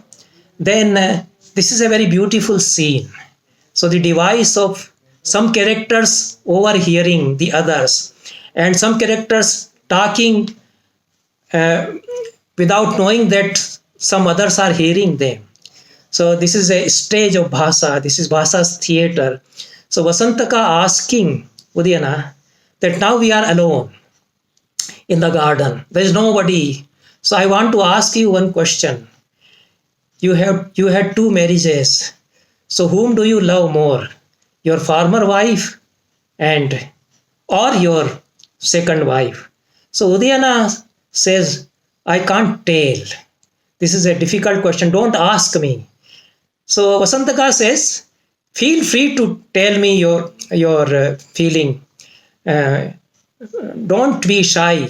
There is no worry. Nobody will hear because the former wife is already dead, and the other one, the second wife, is not here. So nobody will listen. Nobody will feel hurt.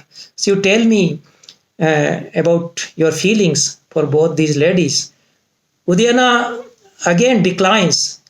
He says, no, I can't. I can't tell you. So Vidushaka somehow insists upon, and he asks him that I give you the oath of my friendship if you do not tell. Udayana again refuses to tell. Then he says that I request you to tell. I want you to hear. I want you to tell me. I want to hear from you whom you love more. Then this beautiful stanza. It is the you can say the very core of the theme of Svapnavasavadattam, the theme of love, and the love of Udayana for Vasavadatta. Raja Udayana says, if you are insisting so much, and if you are making me forcefully to tell you, I will tell this. Padmavati bahumata mama yadyapi rupa shila madhuryaihi Vasavadatta baddham natu tavan me manoharati. I know, even though I have high regards for Padmavati because of her beauty, for her sweet nature, for her character, I have regard for her. But she cannot capture my heart, which has been captured already by Vasavadatta. Vasavadatta baddham. My heart is captured by Vasavadatta. She cannot take it away. So this is a very touching line. And you can imagine the reactions of Padmavati and Vasavadatta. Both of them are hearing, these two wives. So Vasavadatta, you see, she is so emotionally surcharged by this. That one sentence only from her. You can imagine how she feels. Dattam vetanam asya parikhedasya. I have got all the reward for all the troubles, all the suffering that I have undergone through. This is a small sentence. Dattam vetanam asya parikhedasya. All the toil and trouble and suffering have been, all these have been rewarded now. I got the reward. I heard this from the mouth of my husband. And he doesn't know that I am alive. I am here listening to him. And he says that my new wife, even though she is younger, more beautiful, she is a noble character, all sweetness incarnated, but she cannot capture my heart. I have given my heart to my former wife. I loved once and I loved for all. I loved Vasavadatta. So this is the theme of love being revealed through small dialogues here, not like Bhavabhuti, not even like Kalidasa. This is Bhasa's technique. Nobody can equal to him in this technique. So the second sentence, Agyatavasopyatra bahuguna sampadyate. What is the quality of this Agyatavasa? Living in disguise, living unknownly. What a meritorious it has turned out for me. This is what you can see her joy and the way she reacts here.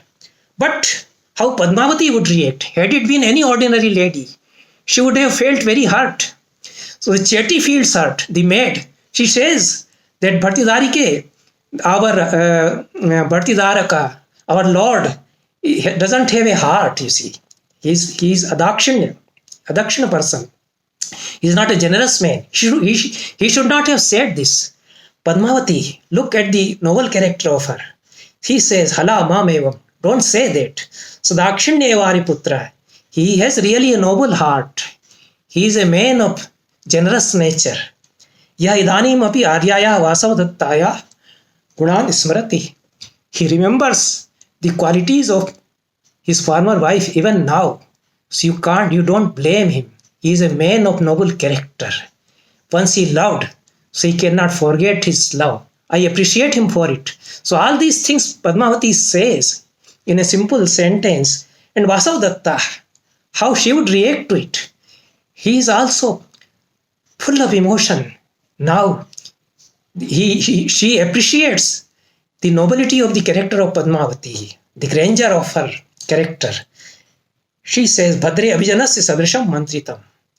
You spoke like your noble family, like your Abhijana. So, all this happens. This is the fourth act. It comes in the center of the whole play. It brings out the emotional reactions, the inner turmoils of these three characters. This is the triangle, Vasavadatta, Padmavati and Udayana. And this is a kind of triangular theater Bhasa creates over here. Two of the characters are there listening to Udayana, who doesn't know that Vasavadatta is alive and listening to him, and Padmavati is actually there listening to him. Otherwise, he would not have spoken like that. And he starts weeping in the memory of Vasavadatta, that you have opened the whole world of memories, he tells Vidushaka. So what have you done? Vidushaka tries to console him. He says that what has happened. Now you have to live in a satisfied way with Padmavati. And meanwhile, the dialogues have proceeded. Now the king asks Vidushaka, whom do you love? For whom do you have more regard? The former queen and the new queen, Padmavati. He asks Vidushaka. Vidushaka is hesitant. He also is reluctant to reply. Then Udayana asks him to say, because you have forced me to say, you also say, whom do you regard in a better way? Then Vidushaka says that I have high regard, more regard for Padmavati, because she is always caring for me. She is a lady of sweet nature, and she is always searching me with bowls of food, with bowls of sweets, and giving me those sweets. So Udayana suddenly says that I will go and tell all this to Vasavadatta. You see the feelings of Udayana. He thinks that Vasavadatta is alive. He forgets that Vasavadatta is dead because of being overpowered by memory. And suddenly he says that Vasavadatta must be here and I will tell her. Then Vidushaka tells him, where is Vasavadatta now? She is dead long back. Then Udayana remembers, yes, Vasavadatta is dead. So this is the love. These are the complications of the feelings of love, that the lover feels that she must be alive somewhere, she can appear somewhere. He forgets that she is dead. So Vidushaka reminds him that Vasavadatta is dead long back. And Udayana says, yes, Vasavadatta is dead. Then he speaks his feelings. Vidushaka tries to console him. Padmavati, she should have been unhappy, but she has sympathy for Udayana. That look what love for Vasavadatta still he is having. So she appreciates. So all these reactions by these three characters are there. And this very beautiful stanza in slide number 28. Dukkham tyaktum baddha mulonuraga smritva yati dukkham navatvam. It is difficult to forget a love which is so deep rooted. Baddha mula anurag. You can't forget a love so deeply rooted in your heart. And the more you remember, more the memories overpower you. So smritva, you remember again and again your beloved, and the sorrow is renewed again and again. This is the state of feelings of Udayana for Vasavadatta. And these last quarter of this stanza is also very touching. Yatra Tvesha. This is the customary behavior. This is the Lok Yatra. This is the behavior of the people. That they shed the tears. Vimuchye Vashpam. They shed tears and forget their beloved. They become pleased after that. After weeping for some time, they forget. But it is not so with me. I cannot forget. My love was not like that. So the more I remember, the more I become overpowered by sorrows. So this is the description of feelings of Udayana here. After this, the scene is there, and Padmavati actually approaches Udayana, and Vasavadatta departs from the scene. It is very theatrical, very quick, witty dialogues are there from Vidushaka and Padmavati and Udayana also. We are running very short of time. I have already transgressed the limits of time, and we have not even reached the fifth act, which is the most beautiful and touching scene in the whole dramatic world of Sanskrit.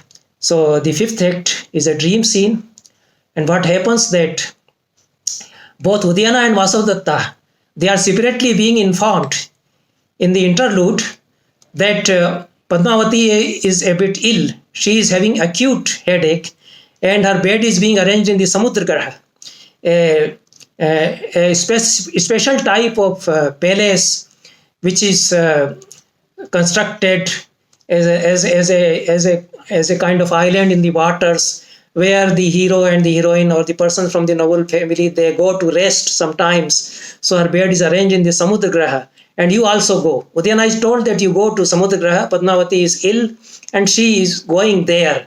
But Vasavadatta is also told by another maid that Padmavati is ill and you should go to Samudragraha to take care of her. So both Udayana and Vasavadatta, they reach Samudragraha.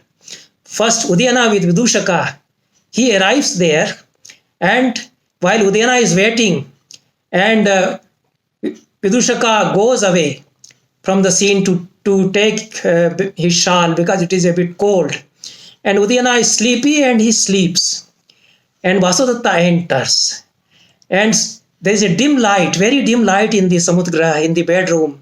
Vasavadatta enters, and she thinks that Padmavati is sleeping. So she says that, okay, Padmavati has slept over here and half of the part of the bed is empty. So because she is sleeping and she is such a close friend, so she has left the half part empty because I will come and I will sleep in that empty space. So she lays down herself over there. And Udayana actually is seeing a dream. He's seeing Vasavadatta in a dream. And he calls aloud, Ha Vasavadatte. Then Vasavadatta is startled. She says, oh, it is not Padmavati. He is my husband, Udayana. Then she says, all the plans of Hari Yogandrayana are spoiled now. Because the moment Udayana sees me and recognizes me, he will quit everything. So the whole plan will be spoiled. So what has happened? How this has happened? That I came here under the understanding that Padmavati is here, and actually it is Udayana. And now he will see me and he will recognize me. But then Udayana continues with his calling in the dream. So he again calls in the dream. So in the dream, the speech will become different, you see. The acharyas of dramaturgy, Natyashastra acharyas, they tell us how to enact Utsapna. Utsapna is a typical scene, the enactment of a dream scene. So the Udayana's speech will become a little blurred. He is calling in a dream. So he again calls Vasavadatta. Ha Priye Vasavadatte. This is slide number 13. Ha Avanti Rajputri, he calls. Then Vasavadatta immediately knows that he is in the sleep. He is seeing a dream and he is calling me in the dream. He is seeing me in the dream. So the scene is that Udayana is calling Vasavadatta in dream and he is seeing her in a dream, in the dream, and Vasavadatta is actually present. And Udayana is calling her, and Vasavadatta is replying to her, to his calls. And Udayana is hearing her replies, but not actual Vasavadatta. The Vasavadatta appearing in the dream. This is the scene. No such scene is created by any other dramatist. Such a wonderful scene. And the dialogues, the small dialogues, how they bring the whole universe of love. So these small dialogues are there. Vasavadatta says, Dishtya utsapnayate Ariputra. Luckily, he is seeing me in the dream. He is not actually seeing me. And there is nobody. So I will stay for some time. I want to see him. You see, Vasavadatta has not seen a glimpse of her husband. He is here for some months after the marriage. And she has not seen him because she always avoids him lest she is recognized. So because nobody is here, he is sleeping, so I will have a look at his face. This is her feeling, to see her husband, just have a glimpse of him. Then Raja calls her in the dream again, Ha priya ha prishishye dehi me prativachanam. Oh my beloved lady, oh my dear disciple, because Vasavadatta used to take lessons in Veena from Udayana, so she is a pre-shishya, she is a dear student also. So, oh my dear lady, my beloved, oh my dear student, give me a reply. Dehi me prativachanam. Vasavadatta says, I am responding, I am replying to you, my lord. But she is responding actually, and Udayana is hearing her in a dream. So Raja, maybe he has not heard her actually. He asked the Vasavadatta appearing in his dream, Kim kupitasi? Are you angry with me? Vasavadatta says, Nahi, dukhitas. No, I feel sorrow. Then Raja has heard some reply. Actually, he has not heard what actual Vasavadatta has responded. So he says, Yadi akupita kimartham nalantatasi. If you are not angry with me, why are you not properly attired? Why have you not put up toilets? So prasadhan you have not done. Because in the dream he sees a Vasavadatta quite unadorned in an ordinary attire. So this kind of apparition of Vasavadatta, form of Vasavadatta, he is seeing in the dream. And the actual Vasavadatta is also there in the same form before him. She is also unadorned. She has not put up her jewelry, etc. So Vasavadatta says, Itah param kim? What adornment I need now? What else I need now? I am seeing you. That is enough for me. Raja says, Kim virachikam ismarasi? Are you remembering with Virachika? Are you angry with me because of Virachika? Virachika was some beautiful maid. And when Udayana was younger and unmarried, he might be having some affair with her. So Vasavadatta knew of that affair. So she feels to tease Udayana on the name of Virachika. So Udayana asks her, are you still angry with me? Because I used to love Virachika, some beautiful maid. Sometimes Udayana was a man of a romantic nature, of amorous nature. So Vasavadatta actually feels hurt by this question, that even in the dream he is asking me whether you remember Virachika and are you angry with me because of Virachika, the beautiful maid whom I used to love sometimes. So Vasavadatta becomes angry actually here. He is seeing an angry Vasavadatta in the dream. The real Vasavadatta also becoming angry because he is bringing up the memory of Virachika before her. So Vasavadatta replies in an angry tone, apehi, go away. Ihapi Virachika. Here also you are bringing in Virachika. Vasavadatta then, Raja then says, I will now make an appeasement and appeal to you because of my digression, because of my love sometimes which I had made to Virachika. I am making an appeal to you. Be pleased now. So he raises his hand to catch Vasavadatta in the dream scene. Actual Vasavadatta sees that he is stretching his hand. So she says that, okay, I have seen what I could have seen. Now somebody may see me here, I should now go away. And I will put the stretched hand of my husband Udayana in place, because this hand is lying down out of the bed. So she touches the hand and puts the hand on the bed. By her touch, Udayana is suddenly awake. And Vasavadatta sees that he is now awake, so she immediately rushes away. Udayana has a glimpse of some lady going away immediately. So he screams, "Ha Vasavadatta, where are you going?" He sees that I saw the lady in the dream, but actually Vasavadatta was here and I saw her actually. This she comes to believe now. So this is the scene. The scene comes to an end now. Vidushaka comes and tells him there is no Vasavadatta. It was all your dream. You saw some apparition. There is a Yakshini which makes people to believe all these apparitions come true. And all these things happen. So this very emotional scene is there and it is changes. The Rasantar is there. The messenger comes and tells Udayana that people are searching for you. We are now ready to attack our enemy. So there is a change of rasa. The acharyas say that you should change the rasa. When such emotional scenes are there, these scenes of karuna rasa or karuna vipralambha are there, you bring some other rasa so that so much emotional disturbance doesn't continue during the performance.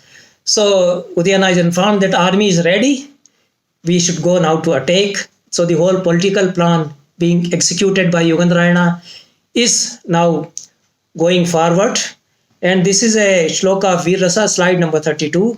Upetya nagendra turanga tirne tamarudim daruna karma daksham vikirna banogra taranga bhange maharna vabhya yuti nashayami. I will crush my enemy Aruni now with this army, with this Maharna, the great sea of army, which has elephants and horses and the waves of arrows being shot, will advance with this Mahasamudra of army and crush the enemy. So you can see that Bhasa can write in a different style. He can write very small sentences projecting very tender, delicate feelings in simple words. He can also write a stanza full of robust feelings, full of Veer Rasa or Raudra Rasa also. So the linings and wordings are like that in this stanza. Now it is almost, the play, you can see it is almost over. The battle is there, the fight with Aruni is there. Udayana wins with the assistance from the Magadha, military assistance from Magadha and also the military assistance from Ujjaini. He returns to his kingdom, Koshambi, with Padmavati. Then there is a scene of amusement in the last act. Before that, there is again a very emotional scene that Udayana has got back his Veena, Ghoshvati Veena, which had been left somewhere. She is lamenting with that Ghoshvati Veena, that this is the Veena I used to play before my beloved Vasavadatta. And then the messengers from Ujjaini come, one Kanchuki and one Dhatri, and they deliver the message of the father and mother of Vasavadatta's parents. So all these, you can see reconciliation, which should happen at the end of the play, that the parents of Vasavadatta are also reconciled. They send a message to Udayana that our daughter, of course, has died. They also came to know that Vasavadatta has died. Or the fake news of Vasavadatta, they knew that it is a fake news, but still they do not want to reveal that they know that it was a fake news. So they send a message of consolation to Udayana. So the messengers also arrive And Yogandrayana, in the disguise of an ascetic, also arrives. So there is a scene of amusement. Yogandrayana, as an ascetic or a Brahmin, demanding his sister back. That my sister was there in the custody of Padmavati, who was a princess at that time. Now she is a queen. You return my sister. And when Vasudetta is being brought, the maid in the royal harem of Udayana sees her. She immediately recognizes her and she exclaims, "This is our queen." So Udayana, who had a feeling that Vasudetta is alive somewhere, he immediately says, "If she is Vasudetta, let her make her entry in the Antapura." Yogandrayana says, "She is my sister. Give back, her to me. Give me back her." So this kind of amusing scene is there. Ultimately, the identity of Vasudetta is revealed, and Udayana and Vasudetta and Padmavati, they are living together in complete harmony. This is the play, and there are very touching scenes in between. Many of them, many of very beautiful stanzas I couldn't cover. Many of very wise sayings which bring out the worldly wisdom, that also I couldn't cover. But Bhasa's theatric universe is a unique universe. It is a world unique in itself, and we could have just a glimpse of that world. Thank you very much.